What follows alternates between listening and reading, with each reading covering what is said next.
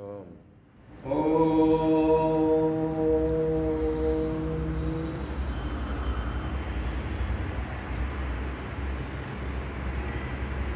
త్వం వేదోసి.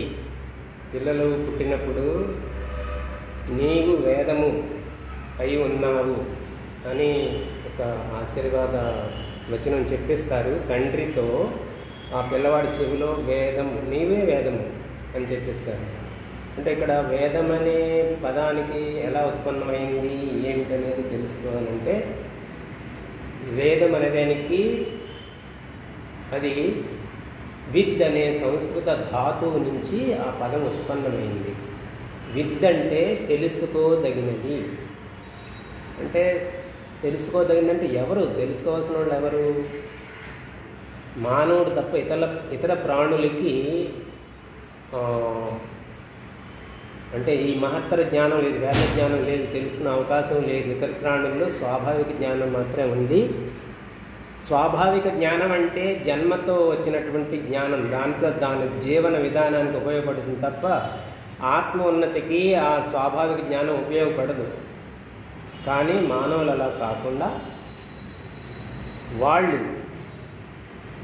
ఇతరుల నుంచి జ్ఞానాన్ని పొందవచ్చు. ఇతర శాస్త్రాలు చదవటం ద్వారా కానీ, గురువుల ద్వారా కానీ, వేద ప్రవచన వినడం ద్వారా కానీ జ్ఞానాన్ని పొంది ఆత్మ సాక్షాత్కారాన్ని పొంది పరమాత్మ యొక్క సాక్షాత్కారాన్ని పొంది ముక్తిని పొందడం అవకాశం ఉంది.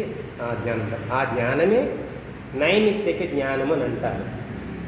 ఇతర ప్రాణుల్లో ఉన్నది స్వాభావిక జ్ఞానం పుట్టుకు వచ్చింది. ఇది నైమిత్తిక జ్ఞానం అంటే ఒక నిమిత్తం.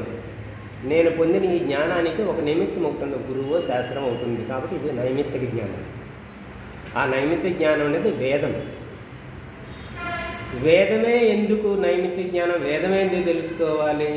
అనేక పురాణ శాస్త్రాలు, అనేక మంది గురువులు, అనేక రకాల మతాలు అనేక విధాలుగా పరమాత్మ గురించి చెప్తున్నాయి కదా అని అంటే, మనుషులు రాసుకున్న గ్రంథాలు, అందులో వాళ్ళ సొంత అభిప్రాయాలు ఉంటాయి. మనస్సు అనేది చంచలమైంది. మనిషికి మనసు భేదం ఉంటుంది. మనిషికి ఉన్న మనసులో ఉన్న భేదమే విరుద్ధ మతాలు ఉత్పన్నమవడానికి కారణమైంది.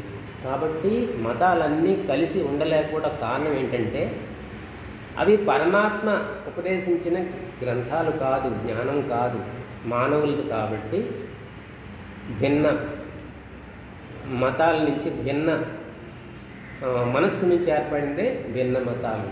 కానీ ఈ వేదం అనేది ఒక రచయితల చేత రాయబడినటువంటి గ్రంథం కాదు. ఇదేంటే పరమేశ్వర వాణి, అపౌరుషేయం. ఋషులు సృష్టి ఆదిలోనే ఈ జగత్తంతా చూసి, ఈ జగత్తుకు సృష్టికర్త ఎవరు, ఈ జగత్తులో ఎంత జ్ఞానం ఉన్నది, ఇవన్నీ గ్రహాలు ఉపగ్రహాలు ఇవంతా కూడా, ఈ పదార్థాలన్నీ కూడా ఏమిటి, ఎలాగొచ్చాయి, దానికి కారణం ఎవరు, దాని వెనుకలున్న జ్ఞానం సత్తా ఏమిటి, సామర్థ్యం సత్తా ఏమిటి అనే దానికోసం అన్వేషణ చేయటం అనేది ఏదో ఇలా కుర్చీల్లో కూర్చొని మనలాగా ఆలోచించిన వాళ్ళు కాదు. వాళ్ళు ఈ ఇంద్రియాలు మనసుల్ని అదుపులో చేసుకొని సమాధి స్థితిలోకి వెళ్ళి తపస్సు చేసి ఆ సమాధి స్థితిలో ఉండగా వాళ్లకు కలిగినటువంటి